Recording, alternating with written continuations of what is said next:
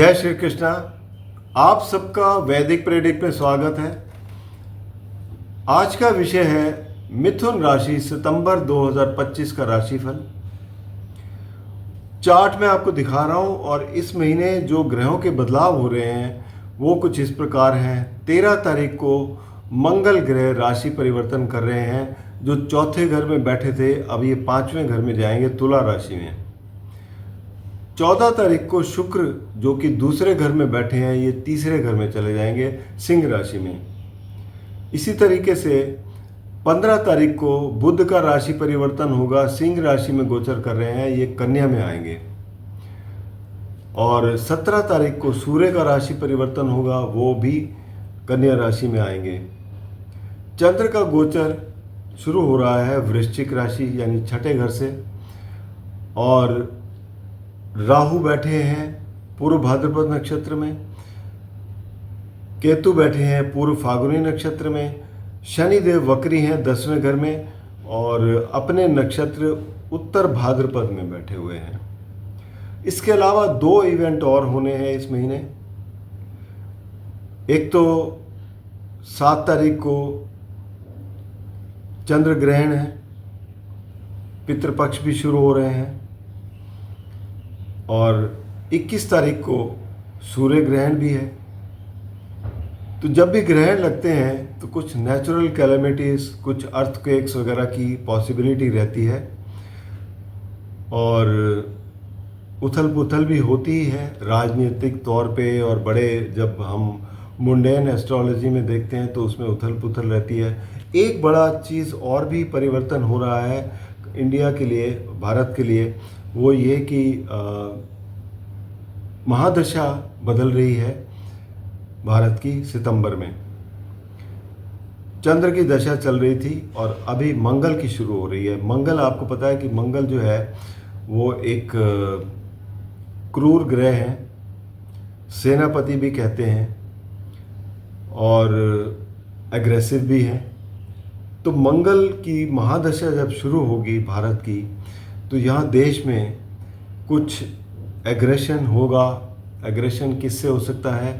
सरकार भी एग्रेसिव होगी क्योंकि कोई ना कोई ऐसे कानून भी आएंगे जो बहुत ही स्ट्रिक्टली आपको फॉलो करने होंगे, और कुछ जनता में भी कुछ एग्रेशन दिखाई दे सकता है क्योंकि शनि भी वक्री है। तो इस वजह से ये सब चीज़ें आपको देखने को मिलेंगी इस महीने। तो अब राशि का इंडिविजुअल लेवल पे अगर हम देखें तो उस पर चर्चा करेंगे। इससे पहले कि मैं शुरू करूं, आपसे रिक्वेस्ट है, अगर आपने चैनल को सब्सक्राइब नहीं किया तो कृपया सब्सक्राइब करके बेल आइकन ज़रूर दबा दें ताकि आने वाली वीडियो की नोटिफिकेशन मिल जाए। और अगर आपको वीडियो पसंद आए तो आप इसे लाइक करें, शेयर करें ताकि दूसरे भी इसका लाभ उठा सकें। कोई भी सुझाव हो, कोई प्रश्न हो, आप कमेंट बॉक्स में ज़रूर दीजिए, उसका आपको मैं ज़रूर उत्तर दूंगा। अब बात करते हैं, चलिए मिथुन राशि सितंबर के लिए कैसे रहेगी। मिथुन राशि के स्वामी हैं बुध। बुध जो है वो तीसरे घर में बैठे हैं सिंह राशि में। बुध, सूर्य और केतु तीनों बैठे हुए हैं।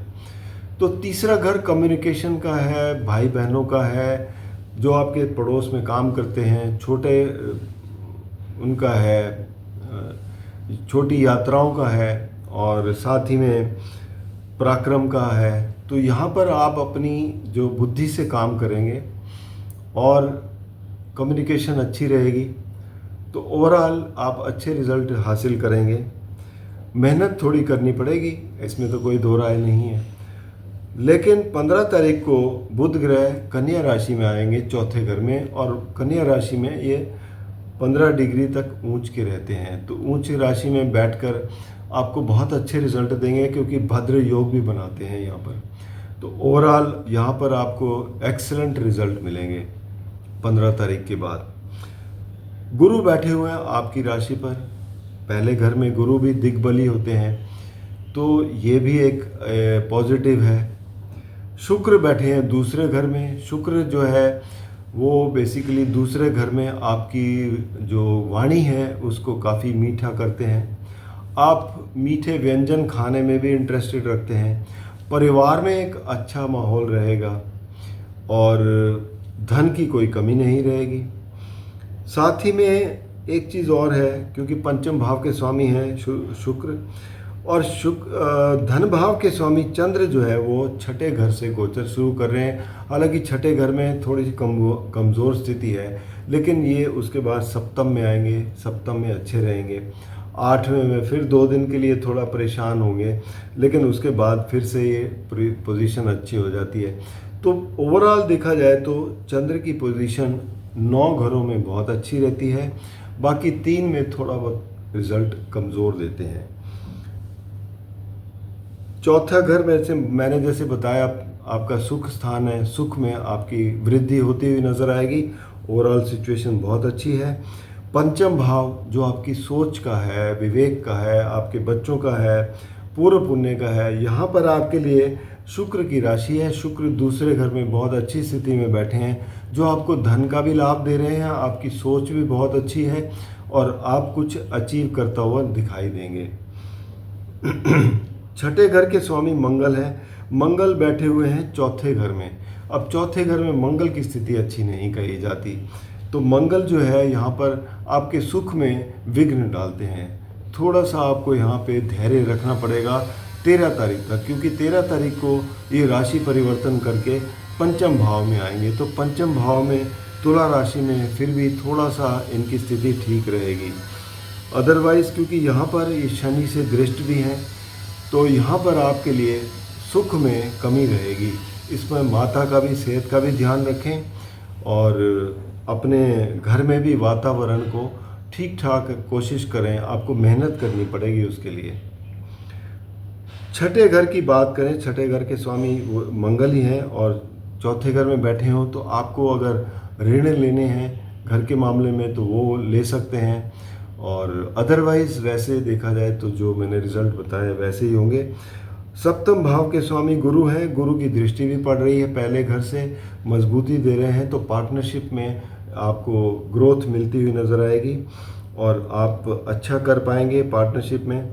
और 8वें घर के स्वामी शनिदेव हैं, नवम के भी शनिदेव हैं, तो शनिदेव 10वें घर में बैठे हैं वक्री होकर, जो ये कहते हैं कि आप कुछ काम काज के क्षेत्र में कुछ ट्रांसफॉर्मेशन लेके आइए, कुछ नयापन लेके आइए, तभी आपके लिए आगे ग्रोथ मिलेगी, आपको कुछ प्रशंसा मिलेगी। क्योंकि 8वां घर कुछ ऐसे ही बताते हैं कि आपको कुछ ट्रांसफॉर्मेशन करनी है। तो शनि देव वक्री भी चल रहे हैं, एक तो पास से भी कनेक्ट कर रहे हैं कि कुछ पिछले अगर काम कोई पेंडिंग है वो कर लें, तो ये सब आपके लिए दिखाई देगा। नवम भाव में राहु बैठे हुए हैं। नवम भाव में राहु अपने मनपसंद राशि में बैठे हैं, जो ये कहते हैं कि आपके लिए कोई लंबी यात्राएं हो सकती हैं, उसमें आपको कामयाबी मिलेगी। और क्योंकि गुरु की दृष्टि भी है इनके ऊपर, तो ओवरऑल सिचुएशन यहाँ पे आपके लिए ठीक है। बाकी देखा जाए तो एकादश भाव के स्वामी मंगल हैं और मंगल की 8वीं दृष्टि भी पड़ रही है, तो यहाँ पर आपको लाभ होता हुआ दिखाई देगा। मंगल जब राशि परिवर्तन कर लेंगे तो भी सीधी दृष्टि पड़ेगी, तो लाभ स्थान में आपके कोई कमी नहीं आएगी। ये एक अच्छी स्थिति है।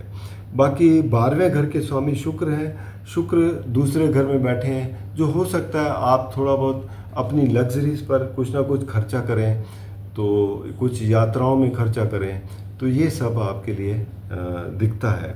ओवरऑल मिथुन राशि वालों के लिए जो सिचुएशन है वो काफ़ी अच्छी है। कामकाज के क्षेत्र में जैसे मैंने बताया, थोड़ा ट्रांसफॉर्मेशन लाएं, कुछ बदलाव लाएं, जिससे आपको फ़ायदा मिलेगा। बाकी व्यक्तिगत रूप में अगर आपको कोई भी समस्या लगती है तो आप उसके लिए कुछ उपाय कर सकते हैं, जैसे कि गणेश जी की आराधना करें ताकि आपके विघ्न दूर हों, और हरी चीज़ों का दान करना ये भी काफ़ी अच्छा रहता है। साथ ही में अगर आपको कुंडली का विश्लेषण करवाना हो तो नीचे दिए गए नंबर पर संपर्क करें। धन्यवाद।